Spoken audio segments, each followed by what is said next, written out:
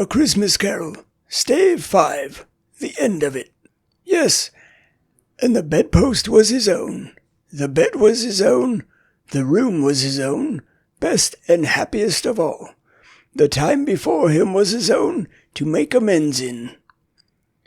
I would live in the past, the present, and the future, Scrooge repeated, as he scrambled out of bed.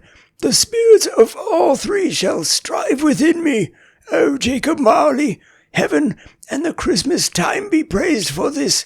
I say it on my knees. O Jacob, on my knees. He was so fluttered and so glowing with his good intentions that his broken voice would scarcely answer to his call. He had been sobbing violently in his conflict with the spirit, and his face was wet with tears. "They are not torn down," cried Scrooge, folding one of his bed curtains in his arms. "They are not torn down, rings and all. They are here. I am here. The shadow of the things that would have been may be dispelled. They will be, I know they will." His hands were busy with his garments all this time, turning them inside out, putting them on upside down, tearing them, mislaying them, making them parties to every kind of extravagance. "I don't know what to do," cried Scrooge, laughing and crying in the same breath, and making a perfect Laocoon of himself with his stockings. "I am as light as a feather. I am as happy as an angel. I am as merry as a schoolboy. I am as giddy as a drunken man. A Merry Christmas to everybody. A Happy New Year to all the world. Hello here! Whoop! Hello!" He had frisked into the sitting-room and was now standing there perfectly winded. "There's the saucepan that the gruel was in," cried Scrooge, starting off again and going round the fireplace. "There's the door by which the ghost of Jacob Marley entered. There's the corner where the ghost of Christmas present sat. There's the window where I saw the wandering spirits. It's all right. It's all true. It all happened. Ha!" Really, for a man who had been out of practice for so many years, it was a splendid laugh, a most illustrious laugh, the father of a long, long line of brilliant laughs. "I don't know what day of the month it is," said Scrooge. "I don't know how long I have been among the spirits. I don't know anything. I'm quite a baby. Never mind.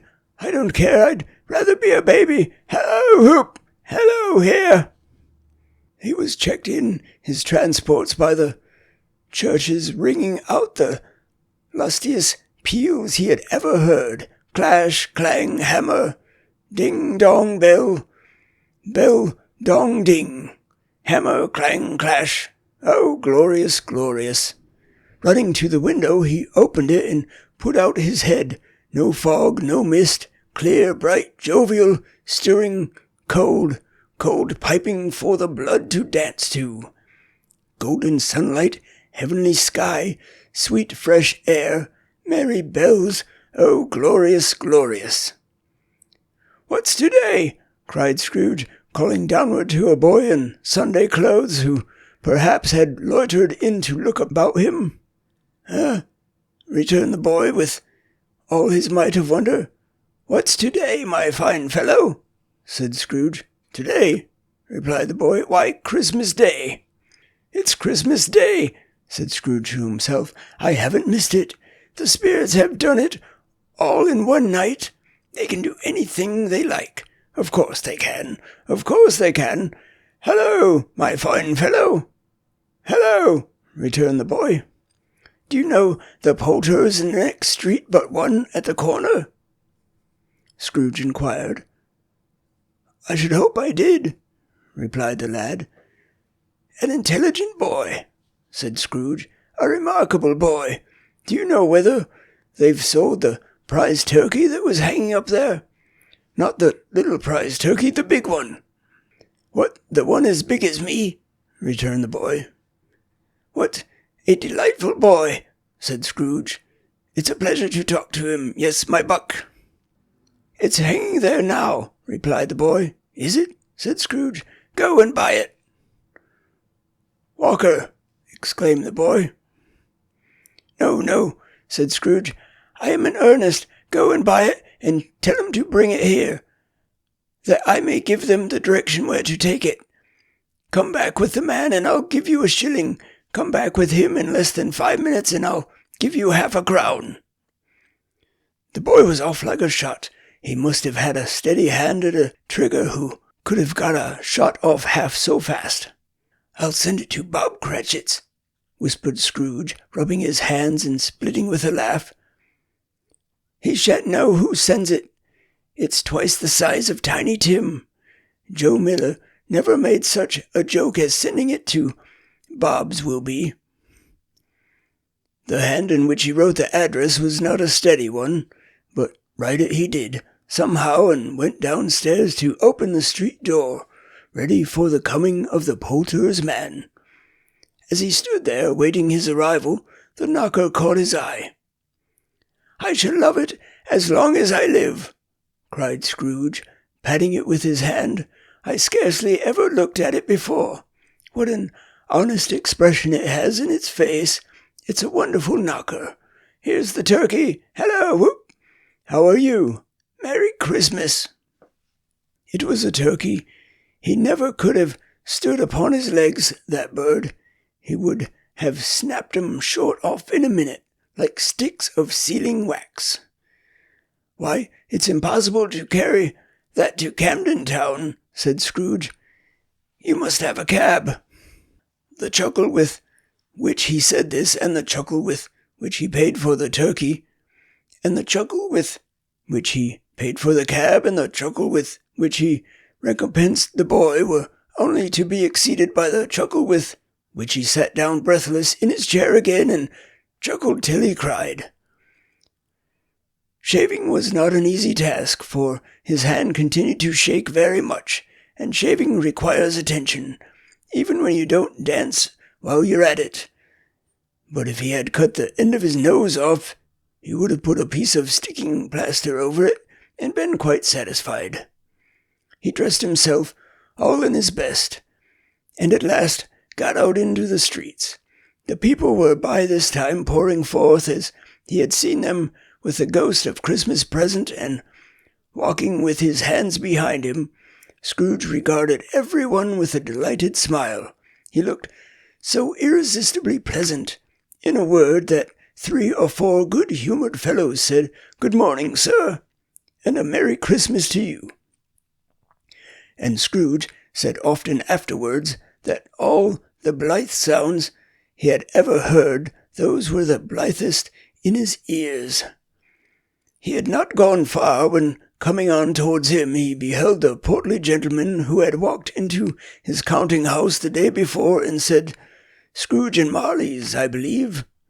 It sent a pang across his heart to think how this old gentleman would look upon him when they met. But he knew what path lay before him, and he took it. "My dear sir," said Scrooge, quickening his pace and taking the old gentleman by both his hands, "how do you do? I hope you succeeded yesterday. It was very kind of you. A Merry Christmas to you, sir." "Mr. Scrooge?" "Yes," said Scrooge. "That is my name, and I fear it may not be pleasant to you. Allow me to ask your pardon, and will you have the goodness—" Here Scrooge whispered in his ear. "Lord bless me!"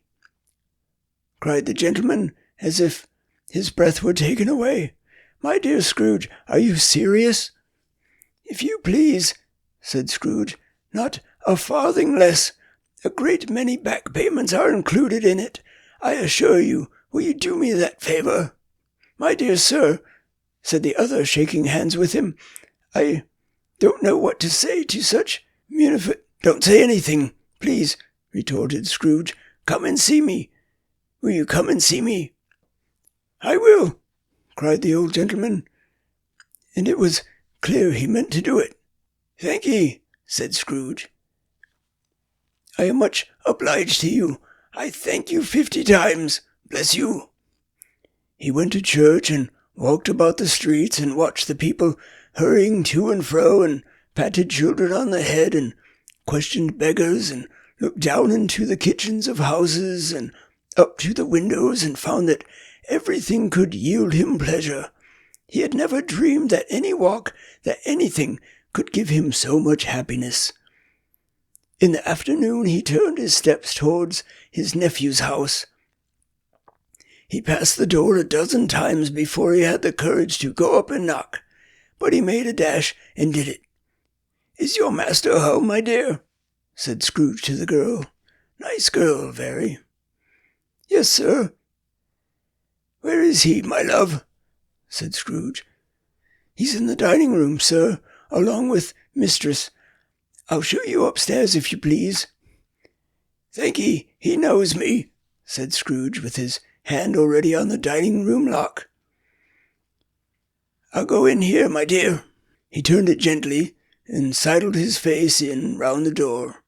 They were looking at the table, which was spread out in great array, for these young housekeepers were always nervous on such points, and like to see that everything is right.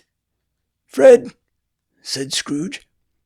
Dear heart alive, how his niece by marriage started, Scrooge had forgotten for the moment about her sitting in the corner with the footstool, or he wouldn't have done it on any account.